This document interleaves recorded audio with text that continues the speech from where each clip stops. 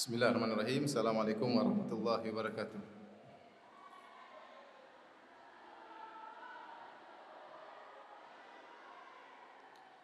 Alhamdulillahi ala ihsani wa syukru lahu ala taufiqihi wa amtinani wa asyhadu an la ilaha illallah wahdahu la syarika lahu ta'ziman li sya'ni wa asyhadu anna Muhammadan abduhu wa rasuluhu adda ila ridwani.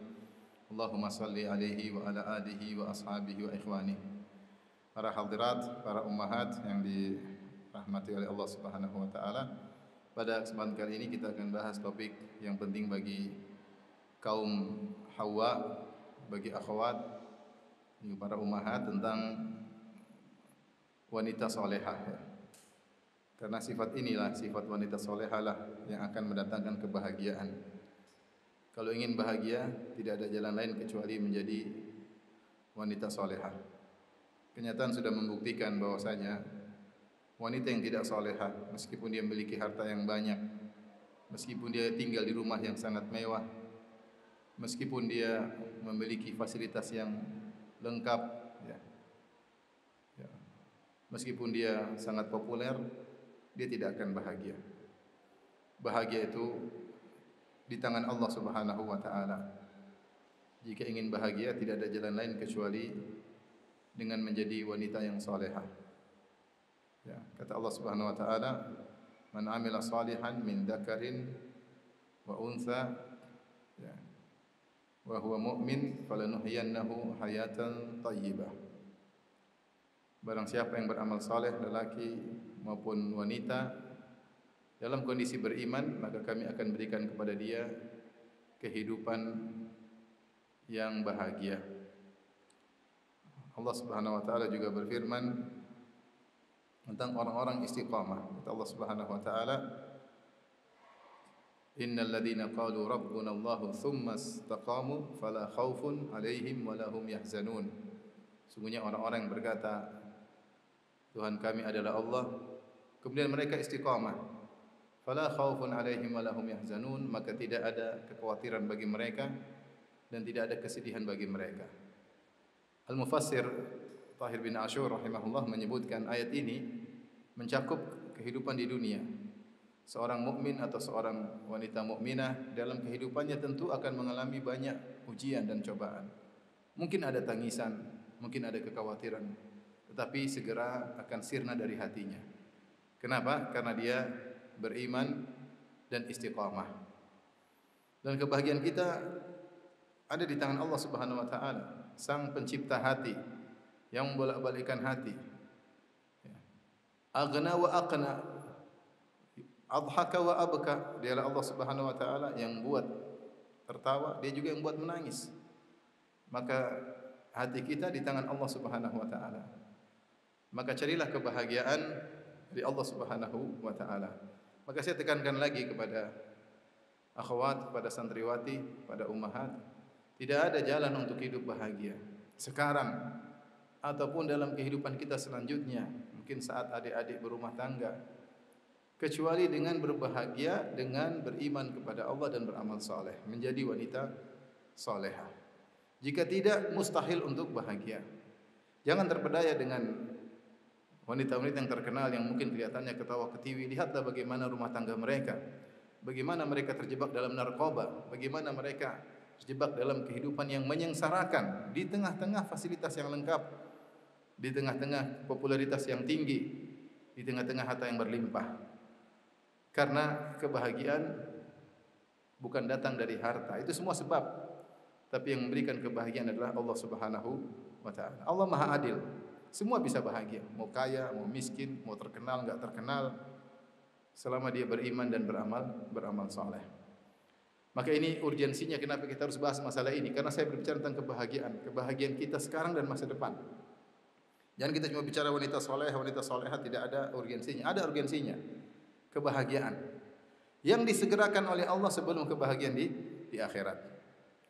Oleh karenanya apa kata Ibnu Taimiyah rahimahullahu taala?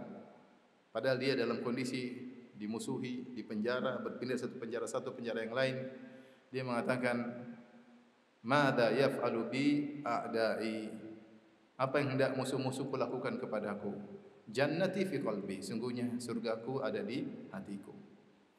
Dan dia pula yang berkata, "Inna fid dunya jannatan man lam yadkhulha lam yadkhul jannatal akhirah." Di dunia itu ada surga, orang beriman pasti masuk, pasti bahagia. Apapun kondisinya, mau miskin, mau kaya, mau susah, mau sehat, mau sakit. Kalau dia beriman, dia pasti bahagia. Kalau dia tidak bisa bahagia di dunia, imannya bermasalah. Kalau dia tidak bisa bahagia di dunia, imannya bermasalah. Berarti dia jauh dari Allah. Dia jauh dari zat yang menentukan kebahagiaannya. Dia mencari kebahagiaan dari jalan-jalan yang lain yang tidak bisa bikin dia bahagia. Hanya kebahagiaan semu sementara, kemudian cepat sirna. Lain halnya ketika dia mencari kebahagiaan di sisi Allah Subhanahu wa taala. Bagaimana mau bahagia? Jadi wanita yang salehah.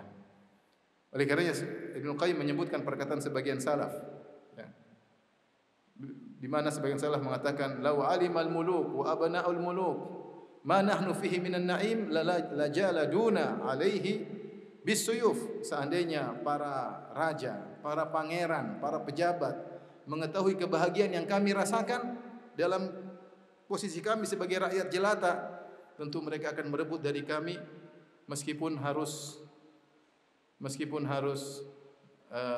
memerangi kami dengan pedang. Oleh karenanya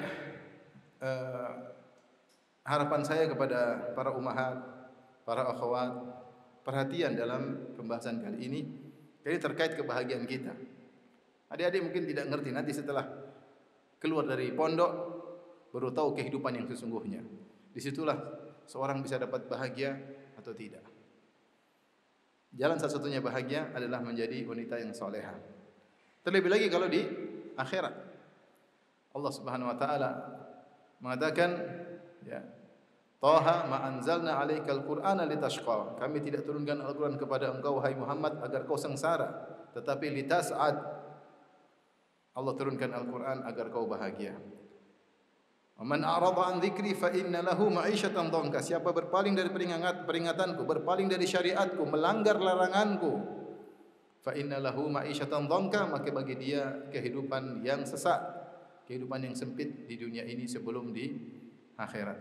Baik, apa definisi wanita salehah? Wanita salehah Allah sebutkan dalam Al-Quran, dalam ayatnya Allah berfirman, "Fas-salihatu qanitatun hafidhatul lil ghaibi bima hafizallah." Masya Allah, ayat sudah dihafal ya. Tinggal prakteknya. Baik, kita jelaskan ayat ini. Fas-salihat, wanita-wanita salihat. Siapa mereka? Qanitatun. Qanitat yaitu taat dalam beribadah. Taat dalam beribadah kepada Allah. Hafizatun lil ghaibi. Maksudnya apa? Dia menjaga hak suaminya ketika suaminya tidak sedang di rumah. Bima hafizallah, karena Allah membuat mereka bisa menjaga hak suami-suami mereka. Di sini kata para ulama, wanita salehah, wanita yang menunaikan hak Allah dan menunaikan hak suami. Itu ciri wanita salehah. Kapan dia bisa menunaikan kewajibannya terhadap Allah dan kewajibannya terhadap suami, maka dia telah mendapat status sebagai wanita salehah. Allah mengatakan fas-salihatu qanitat. Qanitat taat beribadah. Beribadah tidak buru-buru, sabar dalam beribadah. Ini terkait dengan hak Allah. Terkait hak suami apa? Hafizatun, menjaga hak suami padahal suami tidak di rumah. Hafizatun lil ghaibi, suaminya lagi tidak di rumah. Allah mengatakan bima hafizallah. Allah yang buat dia bisa menjaga hak suami. Ini isyarat seorang wanita tidak mungkin, mustahil bisa menegakkan atau menunaikan hak suami kecuali dia minta tolong kepada Allah Subhanahu wa taala.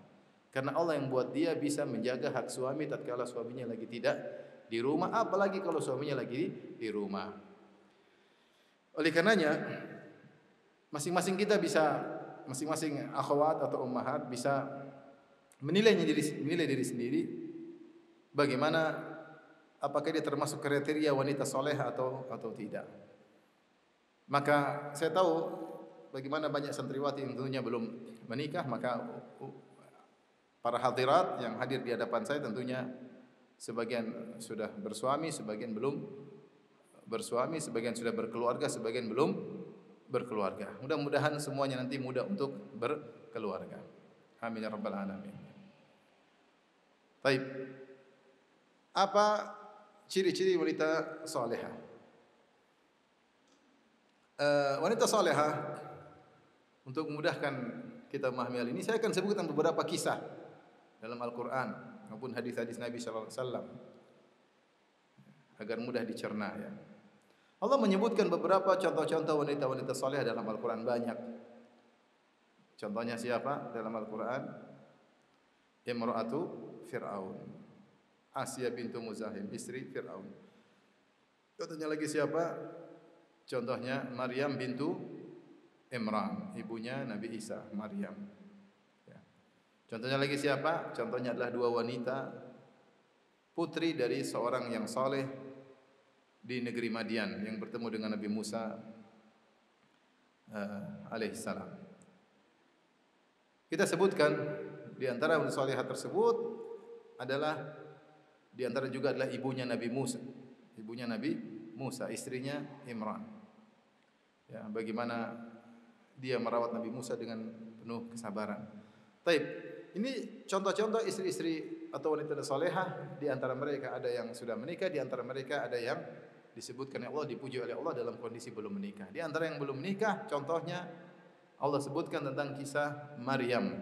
Maryam ya, bintu Imran yang merupakan ibunya Nabi Isa alaihissalam. Bagaimana sifatnya? Allah memuji Maryam dalam beberapa ayat. Kata Allah, "Wallati ahsanat farjaha." Ya, wanita yang menjaga kemaluannya. Apa makna Maryam menjaga kemaluannya? Yaitu dia menjaga kemaluannya dari agar tidak dinodai oleh orang-orang yang haram untuk melakukannya, dan semua sarana-sarana yang bisa mengantarkan kepada penodaan harga dirinya. Begitu mulianya Maryam sampai Allah sebutkan allati ahsanat farjaha, dialah Maryam yang menjaga kemaluannya. Dan Allah sebutkan misalnya dalam sifat wanita salehah, wanita mukminah, kata Allah, wa kullil mu'minati yaghdudna min absarihinna wa yahfazna furujahunna wala yubdina zinatahunna illa ma dhahara minha. Dan seterusnya. Dalam surat An-Nur kata Allah Subhanahu wa taala, katakanlah kepada wanita-wanita mukminah untuk menundukkan pandangan-pandangan mereka dan untuk menjaga kemaluan mereka. Dan tidaklah mereka menampakkan perhiasan mereka kecuali yang bisa nampak. Wal yadribna bi khumurihinna ala juyubihinna wala yubdina zinatahunna illa, dan seterusnya. Hendaknya mereka menjulurkan jilbab mereka dan tidak mereka menampakkan aurat mereka kecuali kepada orang-orang yang mahram mereka yang Allah sebutkan dalam Al-Quran. Jadi Allah menyebutkan bahwasanya di antara sarana untuk menjaga kemaluan adalah menundukkan pandangan. Kemudian menjaga kesucian diri dengan memakai jilbab, tidak menampakkan aurat kecuali kepada orang-orang yang memang boleh untuk melihatnya. Selain itu maka tidak boleh. Ini contoh wanita salehah. Prakteknya lihatlah Maryam. Allah sebutkan dalam surat Maryam, "Wadhkur fil kitabi Maryam idh intabadat min ahliha makanan syarqiyya fattakhadhat min dunihim hijaban fa arsalna ilaiha ruhana fatamathala laha basharan sawiyya qalat inni a'udzu birrahmani minka in kunta taqiyya." Qala innama ana rasulu rabbiki li ahaba laki gulaman zakiyya. Qalat anna yakunu li gulamun wa lam yamsasni basharun wa lam aku baghiyya. Kisah yang indah yang Allah menyuruh Nabi untuk menyebut kisah ini. Kisah yang menjadi pelajaran bagi seluruh wanita yang ingin menjadi wanita mukminah, menjadi wanita salehah, menjadi wanita yang bahagia, wanita yang dimuliakan oleh Allah dan Rasulnya. Kisah Maryam, kata Allah, sebutkanlah tentang kisah Maryam. Ya. Ketika dia menjauh menuju tempat di daerah yang timur, untuk apa? Untuk beribadah kepada Allah Subhanahu wa taala. Fattakhadat min dunihim hijaban, maka dia membuat hijab sehingga dia bisa fokus beribadah. Allah uji dia. Kata Allah, fa arsalna ilaiha ruhana, kami pun kirim kepada Maryam malaikat Jibril. Fatamathala laha basharan sawiyya. Maka jadilah malaikat Jibril seorang lelaki yang sempurna, lelaki yang tampan. lelaki yang tampan. Bayangkan Maryam sedang beribadah di balik hijab, tiba-tiba datang seorang lelaki nyelonong masuk dalam ruangannya. Lelaki tersebut bukan lelaki sembarangan, lelaki yang tampan, jelmaan dari malaikat Jibril. Maryam ketika tahu ada lelaki datang, maka dia pun takut. Segera dia berlindung kepada Allah dengan berkata, "Inni a'udzu birrahmani minka in kunta taqiyya." Dia mengatakan, aku berlindung kepada Allah dari gangguanmu wahai sang lelaki. In kunta taqiyya, jika kau bertakwa tinggalkan diriku. Dia nasihati dirinya, berlindung kepada Allah Subhanahu wa taala, dan dia nasihati si lelaki tersebut. Dia tidak tahu kalau itu malaikat Jibril. Dia tidak tahu malaikat Jibril. Tanpa basa-basi, tanpa bilang, "Mas, mau kemana Mas? Enggak salah kamar Mas." Tidak. Langsung spontan dia berkata, "Inni a'udzu birrahmani minka." Aku berlindung kepada Allah dari gangguanmu. In kunta taqiyya, jika kau bertakwa tinggalkan aku. Ini wanita yang salehah. Tidak suka ketawa ketiwi dengan lelaki yang bukan mahramnya. Tidak membuka celah bagi lelaki untuk menggodanya. Ini wanita salehah, wanita yang mungkin dikucilkan oleh masyarakat, tetapi dia mulia di sisi Allah Subhanahu wa taala. Wanita yang telah benar dalam jalan mencari kebahagiaan, Maryam bintu Imran. Dia tidak buka peluang bagi Jibril. Dia mengatakan, "Inni a'udzu birrahmani minka." Dia tahu bahwa yang bisa selamatkan dia hanya Allah. Kenapa? Ini lelaki tampan. Siapa yang tidak suka lelaki tampan? Di hadapan dia tiba-tiba tidak ada orang lain kecuali mereka berdua. Seandainya mereka melakukan keharaman, tidak ada yang tahu. Maka tidak ada yang bisa menyelamatkan dia kecuali Allah. Maka dia langsung berlindung kepada Allah. Inni a'udzu birrahmani minka. Karenanya kalau ada godaan-godaan yang mulai menggoda, bisikan-bisikan syaitan menggoda hati-hati kita untuk tergoda, segera bilang a'udzu birrahman. Aku berlindung kepada Allah minka, dari engkau wahai syaitan. Berlindung kepada Allah Subhanahu wa taala. Maka dia pun berbicara kepada malaikat Jibril, dia nasihati Nabi Jibril kepada Jibril, dia tidak tahu kalau ini jelmaan malaikat Jibril, bertakwalah kepada Allah. Maka Jibril pun menjelaskan, ternyata dia bukan lelaki yang ingin menggoda, dia tampan, dia tidak ingin menggoda Maryam. Dia mengatakan, "Innama ana rasulu rabbiki li ahaba laki gulaman zakiyya." Saya ini utusan Allah untuk Allah menganugerahkan kepada engkau seorang anak yang suci, anak yang mulia. Apa kata Maryam spontanitas? Dia berkata, "Anna yakunu li gulamun walam yamsasni basyarun walam aku baghiyah." Bagaimana saya bisa punya anak? Saya tidak pernah menyentuh lelaki sama sekali. Tidak ada lelaki yang pernah menyentuhku sama sekali. Walam yamsasni basyar.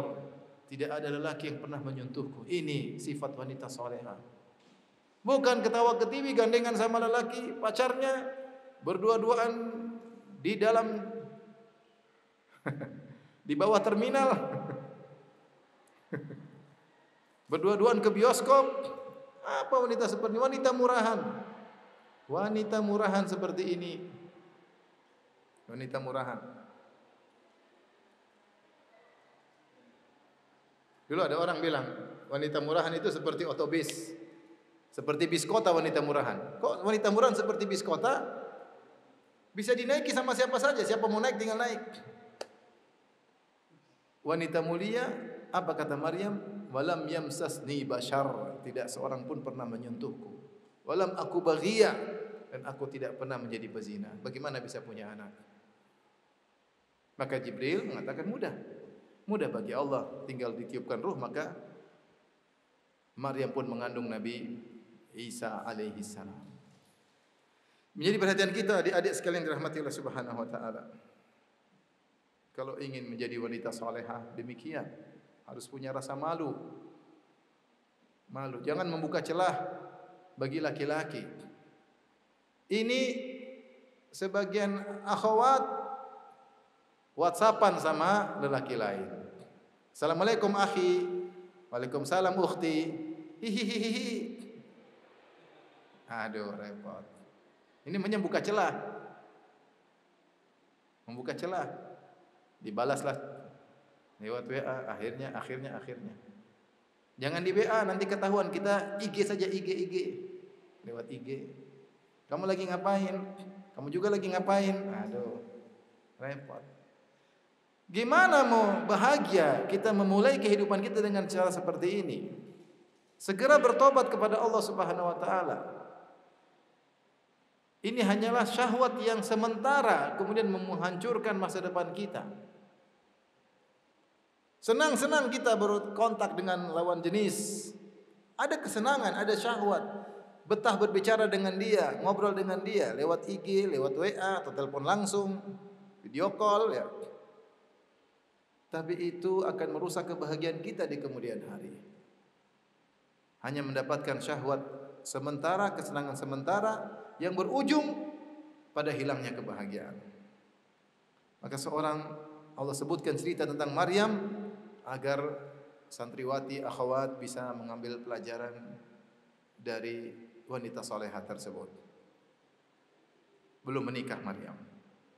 Contoh bagi wanita-wanita yang belum menikah. Contoh lain yang Allah sebutkan tentang wanita yang salehah yang belum menikah juga. Contohnya tentang dua wanita putri dari seorang lelaki yang saleh yang tinggal di Madian yang sudah tua. Bagaimana kisahnya Allah sebutkan dalam surat Al-Qasas ketika Nabi Musa alaihissalam kabur.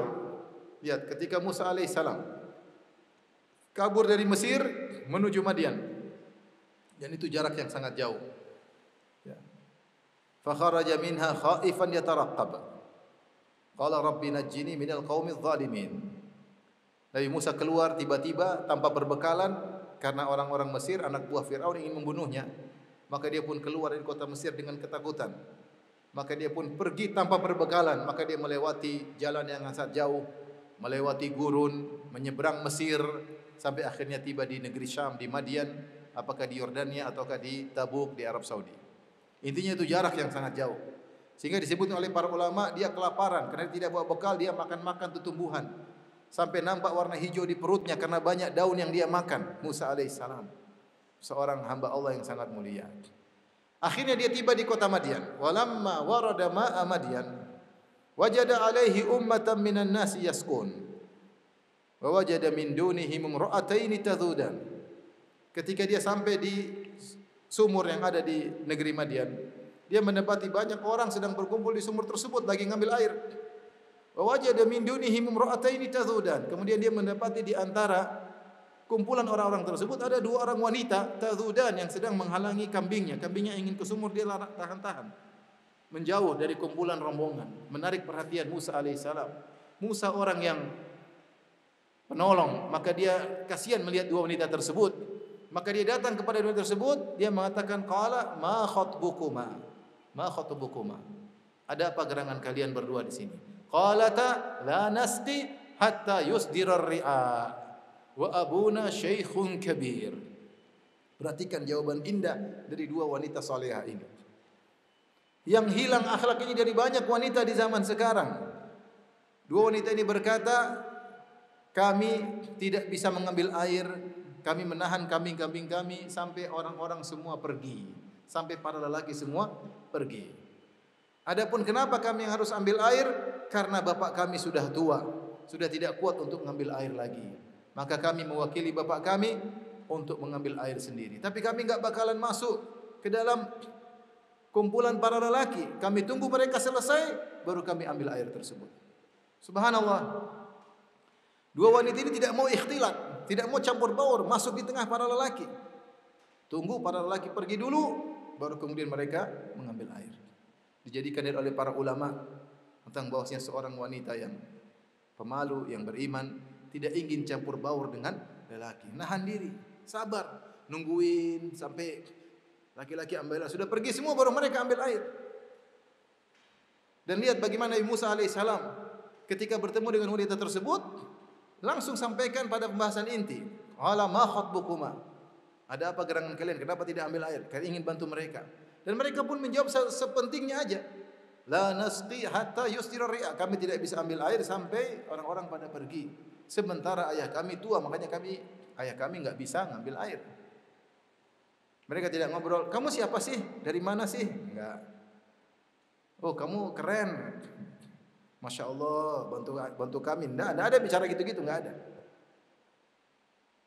Zaman sekarang, kadang-kadang lelaki lebih malu daripada perempuan. Harusnya perempuan itu pemalu. Ini malah sebaliknya, laki-laki lagi berkumpul dia datang, lagi ngobrol apaan sih? Masya Allah. Laki-laki sampai malu-malu ditegur oleh wanita. Wanita itu mulia kalau memiliki sifat malu. Rasulullah mengatakan, al-haya'u syu'batun min syu'abil iman. Sungguhnya rasa malu adalah cabang dari keimanan. Kita punya sifat malu, pahala mengalir. Pahala mengalir karena itu cabang keimanan. Al-haya'u la ya'ti illa bi khair, kata Nabi sallallahu alaihi wasallam, rasa malu tidaklah mendatangkan kecuali kebaikan. Dan bakalan mendatangkan suami yang baik karena sifat malu. Lihat kedua wanita ini. Tidak banyak omong sama Nabi Musa. Kemudian Nabi Musa alaihissalam langsung bantu mereka. Fasaqalahuma, diambil air kasih mereka berdua. Kemudian mereka pergi. Nabi Musa tidak ngobrol-ngobrol sama mereka karena mereka bukan mahram. Nabi Musa bukan mahram mereka. Thumma tawala ila dhil. Kemudian Nabi Musa alaihissalam berbaring di bawah sebuah pohon karena kelaparan. Kemudian dia berdoa kepada Allah karena lapar. Rabbi inni lima anzalta ilayya min khairin faqir. Ya Allah, sungguhnya aku fakir dengan anugerah yang kau turunkan kepadaku. Kata para ulama, sebagian tafsir mengatakan dia minta roti, lapar. Makan daun dari Mesir sampai Madian. Mungkin sampai 1000 kilo lebih. Ratusan kilo berjalan. Dia minta roti. Boleh enggak seorang minta roti? Boleh, minta kepada Allah Subhanahu wa taala. Tiba-tiba Allah kabulkan. Faja'athu ihdahuma tamshi ala istihya. Lihat.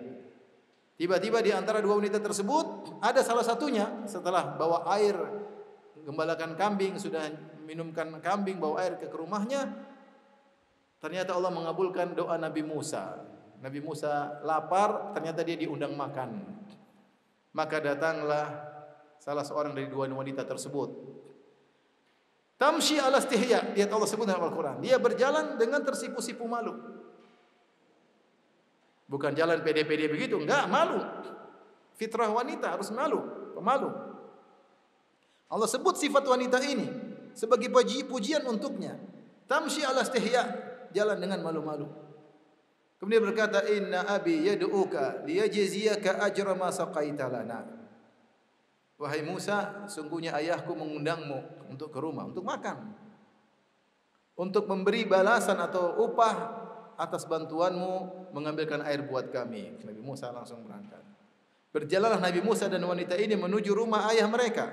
Para ahli tafsir menyebutkan, ketika wanita ini malu, perhatikan, dia dapat Nabi Musa pun menghargai tersebut. Maka disebutkan Nabi Musa ketika berjalan menuju rumahnya, Nabi Musa di depan, perempuan ini di belakang.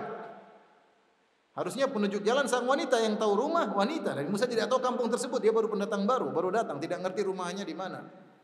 Tidak punya jalan bergandengan, gimana kabarnya? Bagus juga ternyata Madiannya.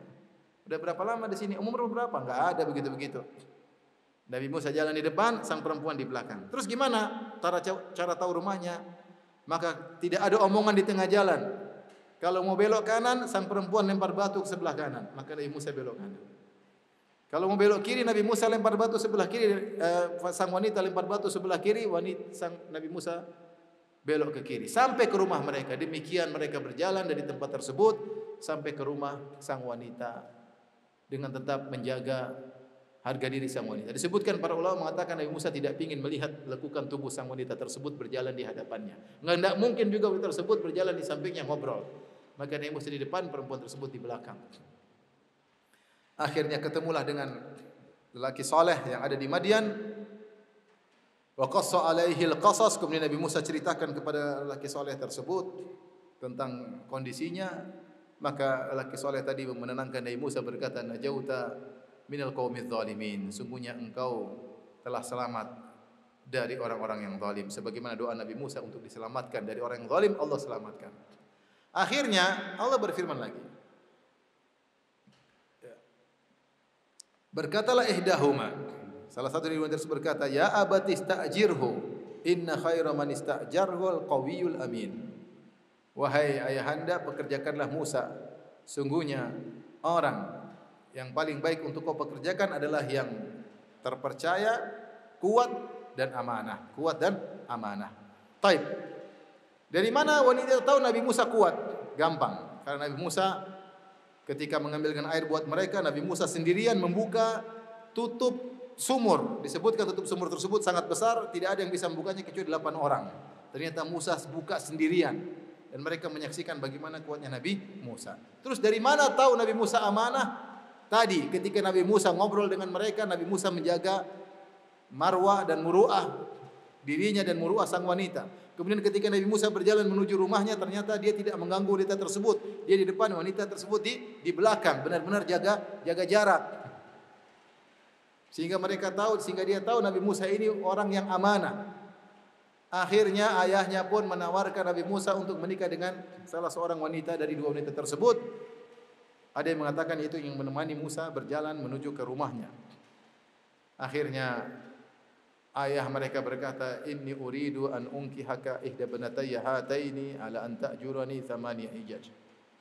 Aku ingin menikahkan engkau dengan putriku dengan syarat kau bekerja kepadaku selama 8 tahun. Fa in atmamta ashran fa min indik. Kalau kau sampai 10 tahun terserah engkau. Akhirnya Nabi Musa kerja. Akhirnya menikah dengan wanita tersebut, kemudian bayar mahar sampai 10 tahun atau 8 tahun. Perhatikan ayat selanjutnya. Kata Allah, "Falamma qada Musal ajala wa sara bi ahlihi anasa min janibi turi nara." Ketika Nabi Musa sudah menyelesaikan kewajibannya kerja selama 10 tahun atau 8 tahun, maka Nabi Musa pun rindu ingin ketemu dengan ibunya di Mesir. Sara bi ahlihi, maka dia bawa istrinya pergi ke Mesir. Al-Qurtubi ketika menyampaikan ayat ini dia menafsirkan di antara sunnah atau di antara hal yang dianjurkan adalah seorang suami mengajak istrinya bersafar dalam perjalanan, dan itu dilakukan oleh Nabi Musa. Ketika wanita ini salehah, maka dia dinikahkan oleh Allah dengan seorang lelaki yang saleh. Bayangkan, Allah kirim seorang lelaki dari Mesir ke Madian yang ternyata akan menjadi suaminya. Tidak dia duga. Dia di Madian tidak pernah ngobrol-ngobrol sama laki-laki, dia malu-malu. Ternyata Allah kirim suaminya dari Mesir, mungkin 1000 kilo lebih, untuk menjadi suami wanita ini. Allah kirim. Kenapa? Dia wanita saleha, menjaga dirinya, dan seorang suami yang penyayang sampai mengajak istrinya bersafar. Dan di antara faedah disebutkan oleh Al-Qurtubi dalam tafsirnya, maka malam itu Nabi Musa ternyata salah jalan. Dia bingung mana jalan menuju ke Mesir. Maka ketika dia melihat dari kejauhan ada api, maka dia mengatakan, qala li ahlim kuthu, tinggal kau di sini, saya akan mengambil api, la'allakum tastalun, supaya untuk menghangatkan dirimu. Kata Ibnu Abbas radhiyallahu anhu dan juga selain Ibnu Abbas, sebagaimana dinukil oleh Al-Qurtubi, malam hari itu Nabi Musa salah jalan. Kenapa salah jalan? Nabi Musa alaihissalam ketika berangkat dari Madian menuju Mesir, dia berjalan bersama rombongan orang-orang. Ada rombongan musafirin, maka yang tahu jalan menuju ke Mesir, maka Nabi Musa berjalan bersama mereka. Tetapi saking Nabi Musa punya sifat pencemburu, dia tidak ingin istrinya dilihat oleh orang lain. Makanya kalau siang hari dia pisah dari rombongan. Karena kalau dia bareng sama rombongan, istrinya bakalan dilihat oleh lelaki lain dan dia tidak mau, dan dia cemburu. Maka kata Al-Qurtubi rahimahullah menukil dari Ibnu Abbas radhiyallahu anhu, Musa hanya berjalan dengan rombongan ketika di malam hari. Nanti kalau siang hari dia pisah. Nanti setelah malam hari dia kejar rombongan tersebut, mereka berjalan lagi di malam hari, dan seterusnya. Sampai satu hari dia ketinggalan rombongan sehingga dia salah jalan, sehingga dia bingung, sehingga dia mencari-cari api di mana supaya bisa menunjukkan jalan. Yang jadi perhatian kita, Ibnu Abbas radhiyallahu anhu menyebutkan Musa alaihissalam salah jalan. Kenapa? Karena terpisah dari rombongan, karena dia sangat tidak ingin istrinya dilihat oleh para lelaki, karena dia sangat mencemburu. Subhanallah. Lihatlah bagaimana wanita yang soleha, wanita pemalu, Allah datangkan juga seorang lelaki yang berakhlak mulia, yang sangat pemalu, Nabi Musa alaihissalam, dan sangat pencemburu. Maka para akhwat sekalian, jagalah diri anti, jadilah wanita salehah, wanita yang berakhlak mulia, wanita yang punya muruah, wanita yang sabar. Insyaallah Allah akan datangkan suami yang baik bagi anti. Caranya urusan Allah Subhanahu wa taala. Kenapa saya ini tekankan? Karena di zaman sekarang waktu kita enggak cukup ya, karena mau ceritakan semua kisah-kisah sangat banyak. Saya cukupkan dengan ini karena tujuan saya menyampaikan kepada para santriwati. Kenapa saya sampaikan hal ini? Karena adik-adik sekalian, kita hidup di zaman banyak hal yang merusak akhlak kita.